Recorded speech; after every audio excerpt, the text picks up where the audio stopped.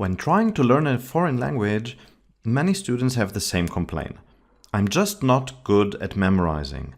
And I agree, learning new words can be challenging, especially for busy adults whose minds are already occupied with work, family, and other responsibilities. But I always say that vocabulary is an extremely important part of language learning.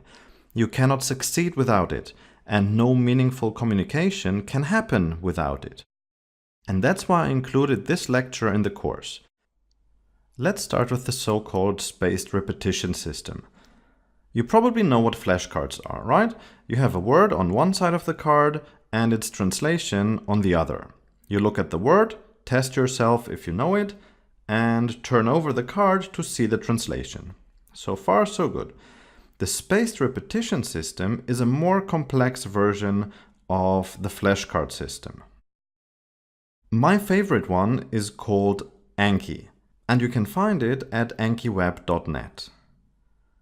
It's a small software that you download. Let's have a look.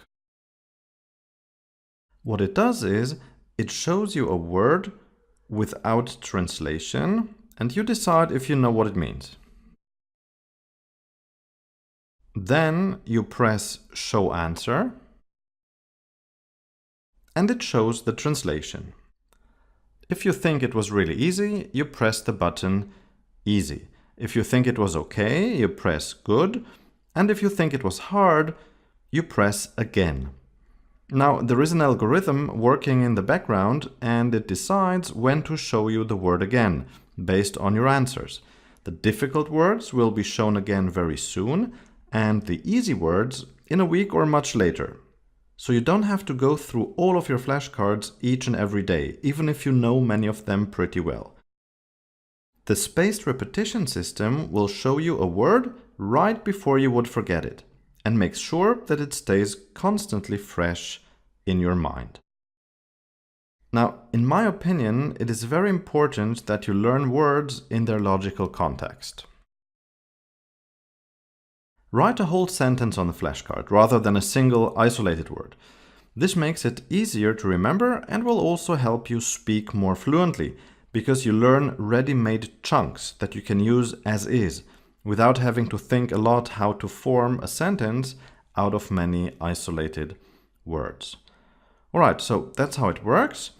And in addition to the Anki software that I just showed you, there is also a web version. It can be used when you don't have access to your home computer, and you can also synchronize it across different devices. And of course, there are also apps. You can download them in the App Store or Google Play, synchronize your word lists, and learn on the go. The Android version is free, but the app for Apple devices is paid. So you can use the web version in a browser on your Apple device rather than downloading the app, and that's for free. Another method that works really well is associating the familiar with the unfamiliar, and I'll explain. Try to find words or phrases in your native language that sound like the word you want to learn. Build a mental picture and create a connection. So thinking about this story or the word in your native language will trigger the word in the language you're learning. Anything that works for you is valid. For example, when I learned the Portuguese word garfo, which means fork, I imagined the cat Garfield from the comic strip with a fork in its hand. Garfo, Garfield. For me, that was close enough. It worked wonderfully, and I remember the word till this very day.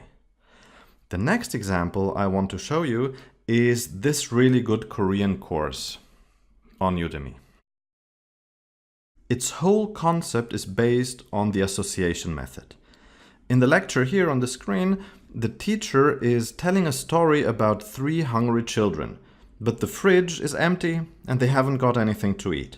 And right at that moment, their mom comes home with a big container of yogurt.